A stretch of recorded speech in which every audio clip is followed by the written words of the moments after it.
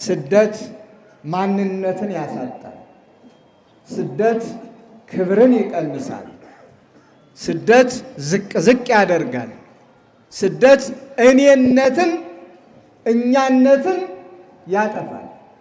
በሀገራቸው ከብረው ገነው አንቱ ተብለው ይኖሩ የነበሩ ሁሉ ወደ ባዕድ ሀገር ሲሰደዱ በባዕዳን እጅ ሲወድቁ ማንነታቸውን አጥተው ጠንካሮቹ ደካሞቹ ነው፣ አዋቂዎቹ አላዋቂዎቹ ነው፣ ጀግኖች የጀግንነት ክብራቸውና ስማቸው ተገፎ አማኞች የአማኝነታቸው ምንነት ተነጥቆ በባዕድ ሀገር ነውና ያሉ እንደ ሀገሩ እንደ ንጉሱ እንዲያጎነብሱ የሚያስገድድ ነው ስደት።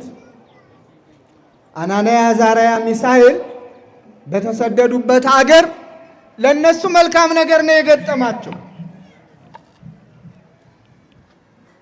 የሚበሉት አላጡም፣ የሚጠጡትም አላጡም፣ ስልጣንም አላጡም። እንደውም በሀገራቸው ያላገኙትን ስልጣን ምግባቸውም ለንጉሱ ከሚዘጋጀው እንዲመገቡ ነው የተፈቀደላቸው። መጠጣቸውም ንጉሱ ከሚጠጣው ከጠጁ ከብርዙ እንዲጠጡ ነው የተፈቀደላቸው። ግን ማንነታቸውን የሚያሳጣ ቦታ ነበር። ከጥበብም በላይ ጥበብን እንዲማሩ ግን ከጥበብ በላይ ያለውን ጥበብ እግዚአብሔርን እንዲክዱ የሚያደርግ ቦታ ነበር ያሉበት።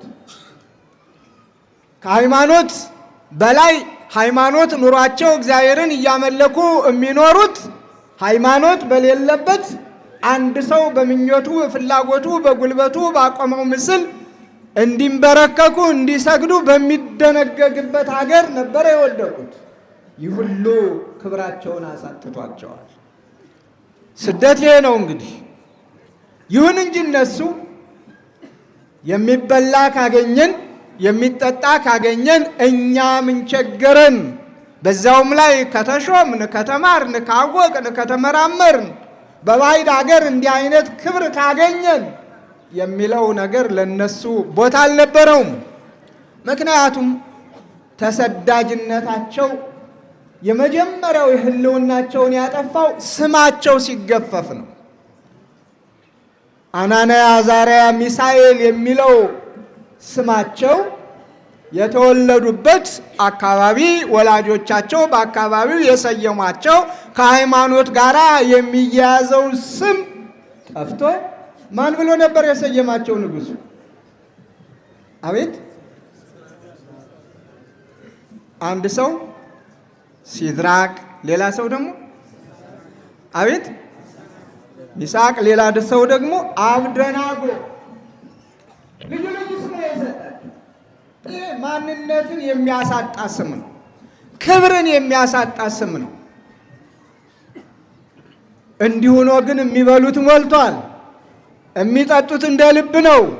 ይሁን እንጂ ክብራችንን አጥተን በልተን ጠጥተን ለብሰን ሞቆን ደምቆን ተሹመን ከፍ ከፍ ብለን ከመኖር ማንነታችንን ይዘን በማንነታችን መኖር ይበልጥብናል ነው። ትምህርቱን አንማርም አላሉም፣ ተማሩ፣ እውቀት ነውና። ግን የሚገባቸውን እውቀት ወሰዱ። ለእነሱም አይገባውን የባዕድ እውቀትና ትምህርት ግን አምዘገዘጉና ጣሉት። የሚማሩት ሁሉ ጠቃሚ አለመሆኑን መመርመር ግድ ይላል።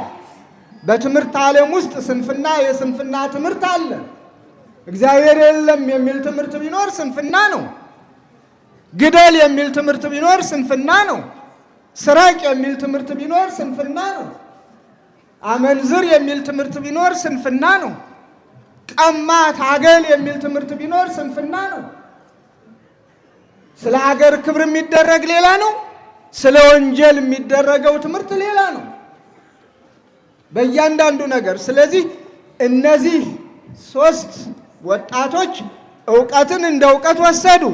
የሚገባቸውን ተጠቀሙበት፣ የማይገባቸውን ግን በሩቁ አውቀው አስቀመጡት። እንደ ምግብ ግን አንመገብም ይሄን ያሉት። ኃላፊው የነሱ መጋቢ እንዳይጠቁሩ እንዳይከሱ አደራ የተባለው ግን በብዙ ጭንቀት እባካችሁ የንጉሱን ትእዛዝ ሰምታችኋል፣ ጠቁራችሁ ከስታችሁ ጠውልጋችሁ ቢያይ ንጉሱ እኔ ነኝ የምቀጣ ተዋላቸው። ግድ የለህም እን ብቻ ጥሬ ትንሽ ጥሬ እየሰጠ እን ተመልከተን ከሌሎች ጋራ ነው ያሉት። ምክንያቱም የእግዚአብሔርን ክብር አጥተው እግዚአብሔር የሰጣቸውን ክብር አምዘግዝገው ንጉሱ ባዘጋጀላቸው ምግብ ፊታቸው ቀልቶ ደረታቸው ሰፍቶ ሆዳቸው ሞልቶ ከመኖር ይልቅ በእግዚአብሔር ፈቃድ በሃይማኖት ተሞሽረው እግዚአብሔርን አመስግነው አስመስግነው መኖርን ምርጫ ስላደረጉ አልተቀበሉትም። በእርግጥም ጋባዣቸውም አየ እንዳሉትም በምግብ አልከሱም፣ አልጠቆሩም። ጥሬ ቆርጥመው እፍኝ ውሃ ጠጥተው የተዘጋጀውን ምግብ ሁሉ እምቢ ብለው ከበሉት ከጠጡት ከቀለብተኞቹ ይልቅ የተሻለ ወዝና ቁመና ቅርጽና ሕይወት ነበራቸው። በውስጥም በውጭም ውስጥ ደስተኛ ካልሆነ በውጭ ያለው ሕይወታችን ቅባት የተባለውን ሁሉ ሰዎች ቢቀቡ ወዝ የተባለውን ሁሉ ሰዎች ቢያወዙ ከንቱ ነው።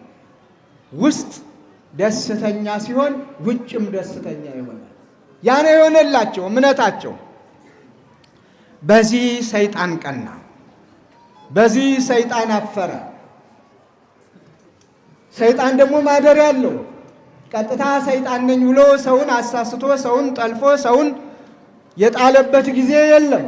በማደሪያው እያደረ እያነሳሳ ብዙዎችን ይጥላል፣ ብዙዎችን የውድቀት መሳሪያ ያደርጋቸዋል። ስለዚህ ቅድም እንደተነገረን ናቡከደነጾር የራሱን ራእይ የራሱን ህልም አየ። ያየውን ለማድረግ ወደ ኋላ አላለም። ቅድም ተነግሮናል። ክለሳ አልገባም። እሱን ከዚህ በኋላ ነበረ በህልሙ ያየውን ሁሉን ነገር ካጠናቀቀ በኋላ በምድሪቱ በግዛቱ ያሉ ወገኖች በሙሉ ልክ አሁን እኛ እንደተሰበሰብን ተሰበሰቡ። እጅግ ረጅም የሆነ ጣዖት አቁሟል። በልዩ ግንባታ ገንብቶ ያውም ከወርቅ ስፋቱን ቁመቱን 60 ልብ አድርጉ። ይህንን ካደረገ በኋላ እምቢልታው፣ ዋሽንቱ፣ መሰንቆው፣ ክራሩ፣ በገናው ሲደረደርና ሲመታ ሁሉም ለዚያ ጣዖት የማይንበረከክ የማይሰግድ የሚቀጣ መሆኑን ታወጀ። ምሕረት የሌለው አዋጅ በግዳጅ እኔ ያመለኩትን ካላመለካችሁ፣ እኔ ላቆምኩት ምስል ካልሰገዳችሁ ትሞታላችሁ የሚል አዋጅ።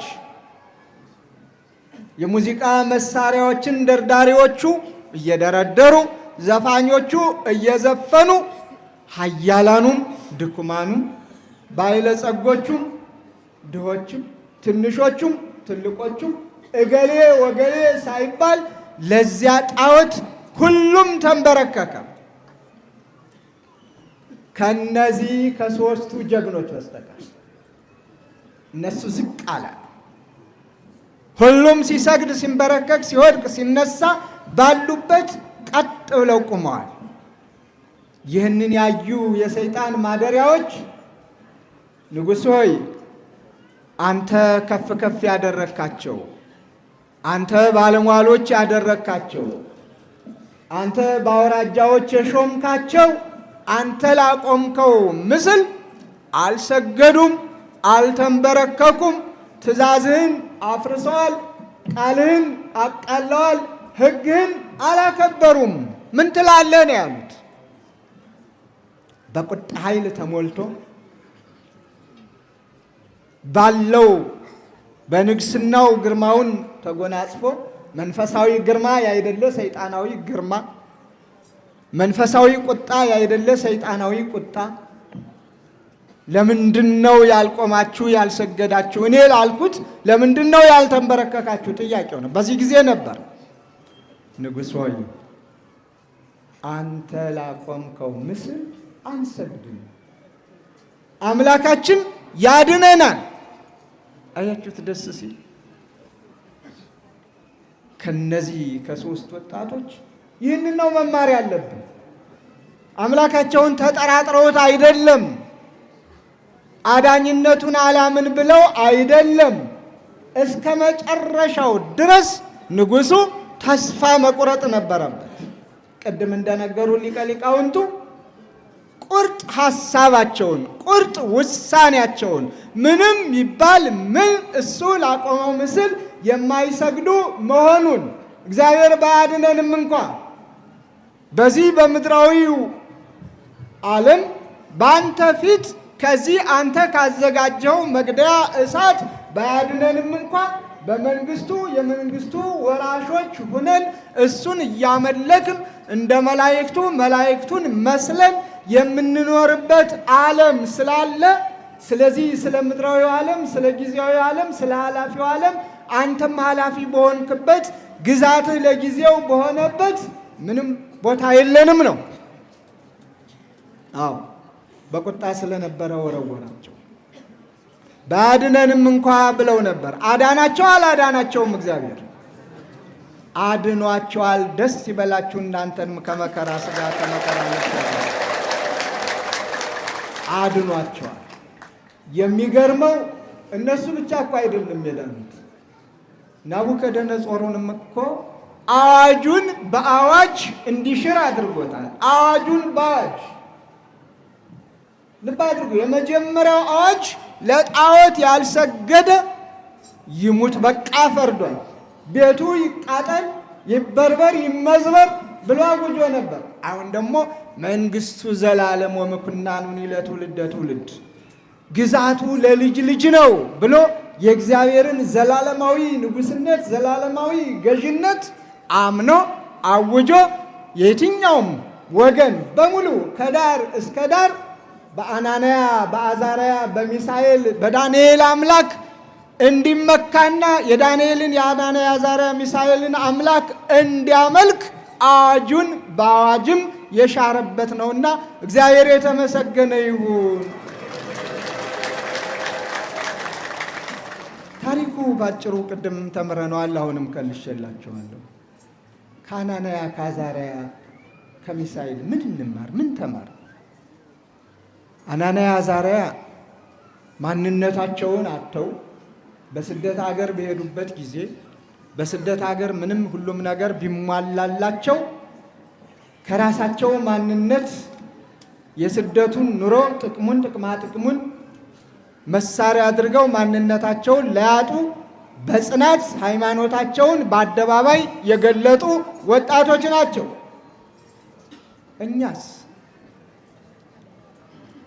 እኛ ደግሞ መላው ጠፍቶን እንደውም በገዛ ሀገራችንም ስደተኞች ሆነናል አይደል? ዛሬ ሰው እኮ በገዛ ሀገሩ ስደተኛ እየሆነ አቤት!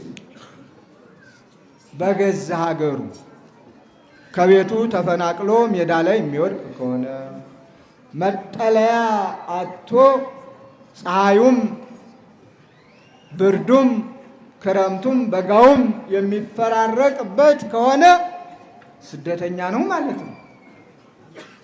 ይህን ምን አመጣው? ማንነትን አምኖ አክብሮ በፍቅር በሰላም በአንዲት ሀገር አንድ ወገን አንድ ሕዝብ የመኖር ዕጣ ፈንታችን ደካማ ስለሆነ ነው።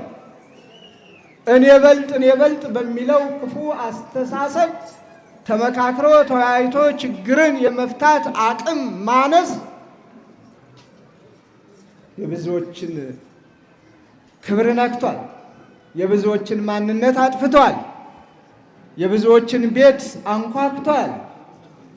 ቤት ሲኖራቸው ቤት የለሾች ሆነዋል። ይሄ ፀሐይ የሞቀው ሰው ያወቀው ሁላችን የምንረዳው ስለሆነ ብዙ ማለት አያስፈልገንም። በአናንያ በአዛርያ በሚሳኤል ችግር የተገኘው ቅዱስ ገብርኤል ዛሬም እንዲህ ተሰባስበን አማላጅነቱን አምነን የምንጠራው መልአክ እሳቱን አብርዶ የነገሩን እሳት፣ የጦርነቱን እሳት፣ የጥላቻውን እሳት አጥፍቶ በአንድነት በፍቅር በሰላም የምንኖርበትን ከአምላኩ ከፈጣሪው እንዲያማልደን የእግዚአብሔር ቅዱስ ፈቃዱ ይሁንልን። እግዚአብሔር ምልጃውን ይስማ።